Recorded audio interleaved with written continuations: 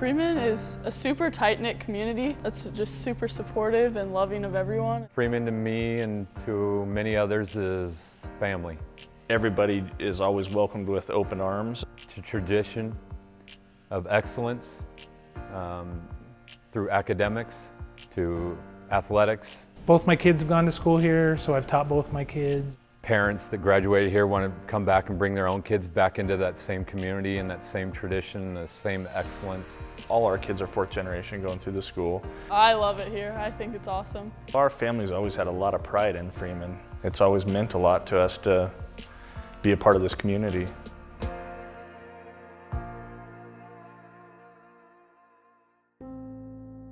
(911), what are you reporting? Someone shooting at Freeman High School? Do you know if anyone's been hurt? Has anyone been injured?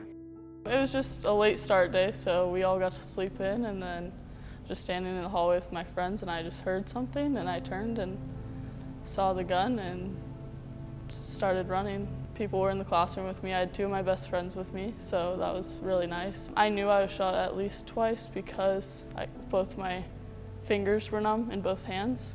I got a phone call from my daughter's best friend, his mom. She says, "Your daughter's been shot."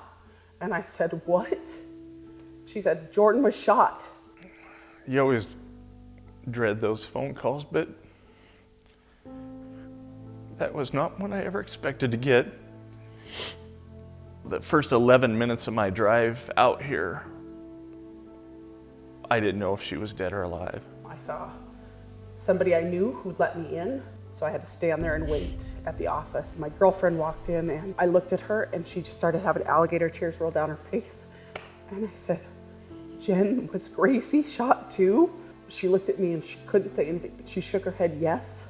Then we saw Emma come down the stairs on a stretcher and she looked good. She was smiling, but Emma went to school since preschool with the girls too. And then Gracie came down on a stretcher and she looked not good when she came down, and Jen left with Gracie. And then I felt like it waited and waited and waited so long for Jordan, and they brought her down in a orange tarp.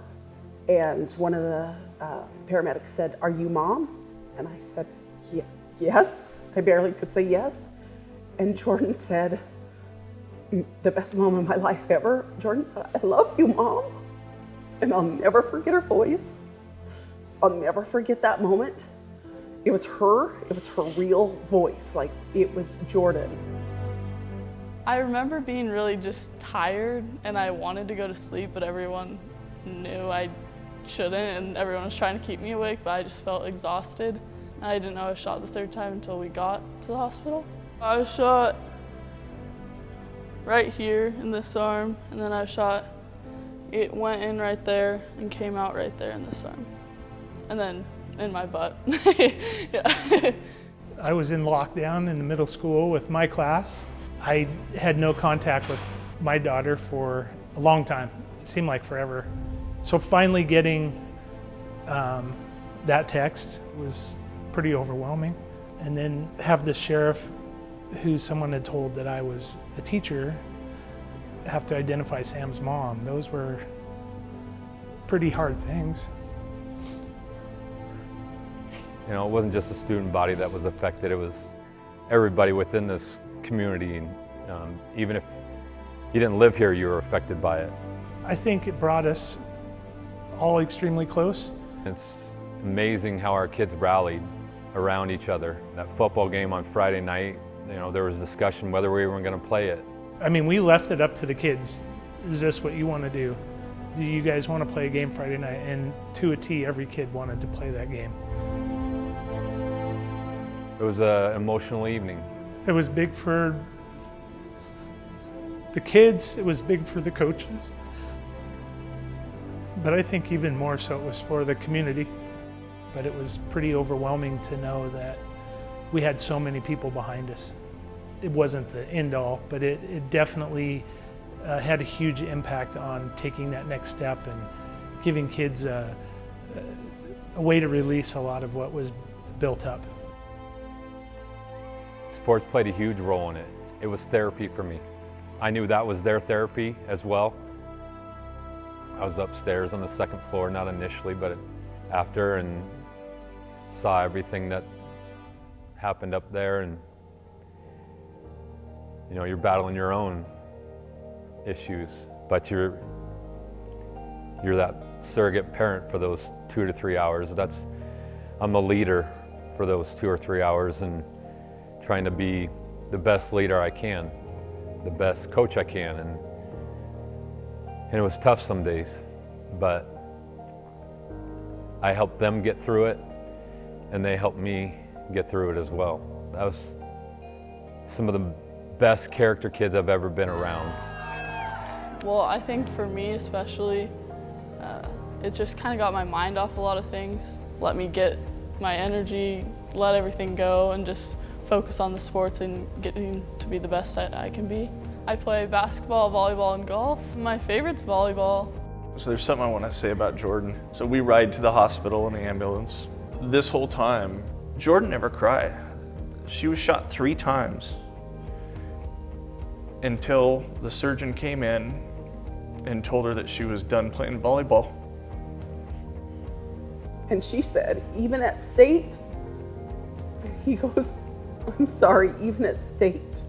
I never considered giving up sports at all. I was trying to get back as soon as possible. Right after I got my cast off, I went to physical therapy about 4 to 5 times a week. I mean, she worked her tail off to get back. I think the more memorable one was at state when I got to go in. It was awesome.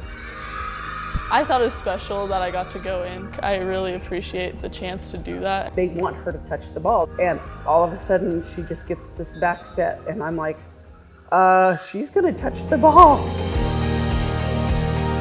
I just kind of tipped it over and got the match-winning point, and everyone just went crazy. First you got the chills, and then you got the tears. I don't know if there was a dry eye in the whole Freeman section of the stands. It was one of the most powerful moments I've ever been a part of. It's a super cool thing that I'll never forget. Pretty awesome. The place went nuts.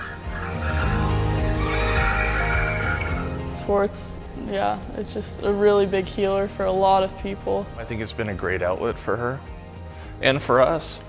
Even though physically she's not 100%, may never be again, but she can still go out and do it. And she can still go out and find joy and happiness with her teammates and her team. all 3 of those girls, the whole community. They have walked with their heads held high. They will talk if you need to talk to them. They will help you if you need help. But they are inspiring. I wrote this down just to know how well our kids did last year through adversity. You know, our baseball team took first, our boys basketball team took second, our wrestling team took third, our boys tennis team took third, our girls golf team took third, our volleyball girls took 8th, and then our football team qualified in the state playoffs as well. And then our baseball team, our boys basketball team, and our volleyball girls were academic state champions last year. They faced the most awful thing that could ever happen in a school. And it would be easy for them to just say, I'm done, or give in, or let somebody else win, but they didn't. They didn't allow that. We got to celebrate a lot of great things last year, and I'm so proud to be a Freeman Scotty, and